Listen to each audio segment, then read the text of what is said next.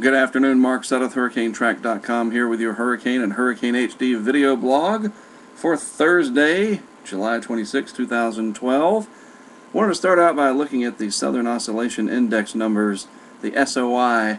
This is a measure of the pressure differences in the tropical Pacific, namely between Tahiti and Darwin. Darwin, of course, in Australia.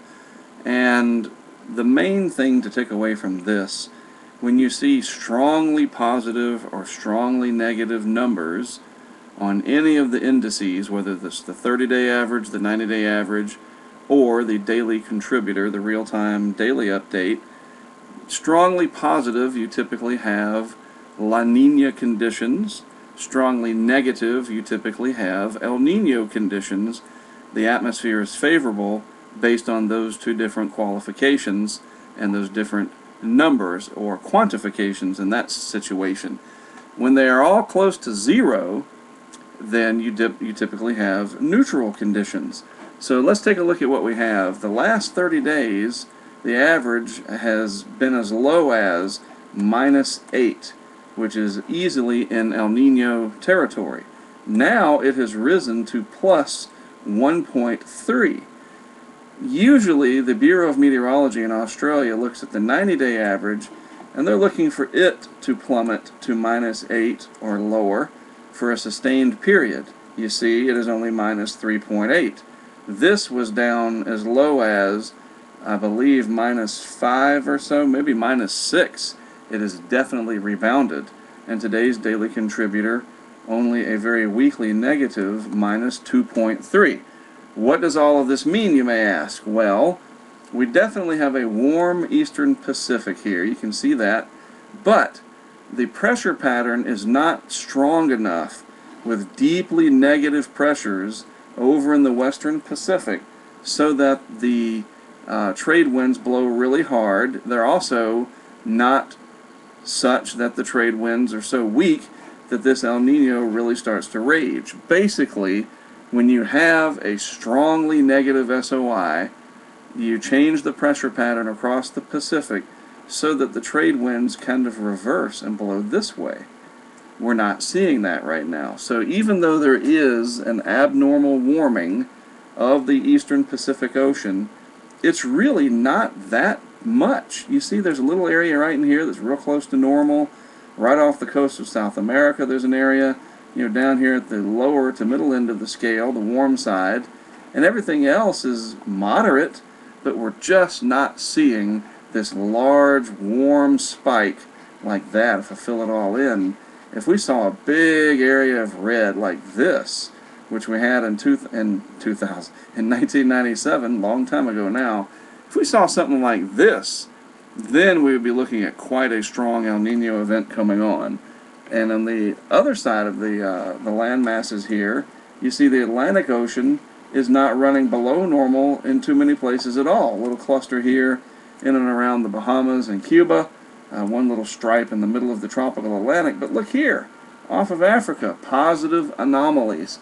We're getting close enough to August that without this being a declared El Nino in here, we're going to enter the peak of the hurricane season not in El Nino conditions, I would have to think.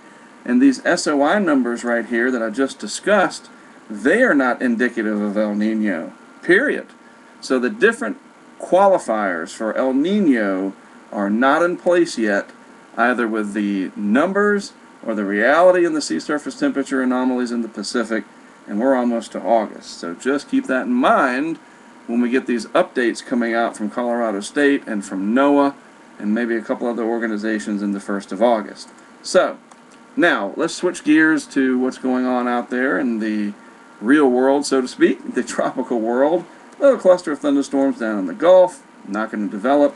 Look at this. Isn't that just, come on, definite rotation with this tropical wave out here. If I draw in some swirls to it, it helps to bring it out. You don't even need that. You can still see rotation there. Why isn't it developing?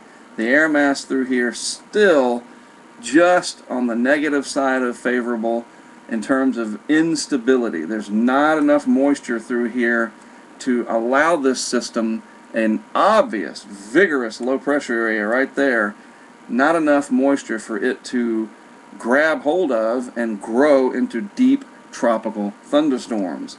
And you can see that on the water vapor imagery. It all but disappears. Lots of dry air around it. It's a large tropical wave, and if we go back to the visible satellite picture, you can see the sprawling nature to it. It's bringing in dry air from all around it, and it sort of self-destructs. If it tries to grow, it's just going to suck in, literally, dry air from around it, a very stable environment compared to what it should be and what it could be, and it's not going to develop much until that changes. And it's got a lot of dry air ahead of it. The tropical wave, the energy with it, may weaken as it moves west if that air mass doesn't change enough. It's just not quite the time of year to start worrying about those systems too much. Upper level winds out here where the wave is, this tropical wave, an anticyclone aloft with very, very light upper level winds. The rest of the deep tropics are bounded by and controlled by westerly winds in excess of 20 and up to 40 knots here in the Caribbean. However, we are transitioning one day at a time closer to that August time period where things change and the upper level winds start to relax. In the eastern Pacific, an area of disturbed weather down here way, way south and west of Cabo San Lucas and way, way south and east of Hawaii. This might develop some as it moves west to west-northwest. Don't really know what the future will hold for it. I would assume, since water temperatures out here are fairly cold, that even if this develops, it'll move into those colder waters and suffer the same fate as Daniel and Amelia did in weeks prior. So there you go. That's your hurricane outlook for July 26th. Again, I'm Mark Sudduth, HurricaneTrack.com. Always an honor to do these videos for Hurricane and Hurricane HD. Hope you learned something from them, and I'll be back tomorrow with another edition.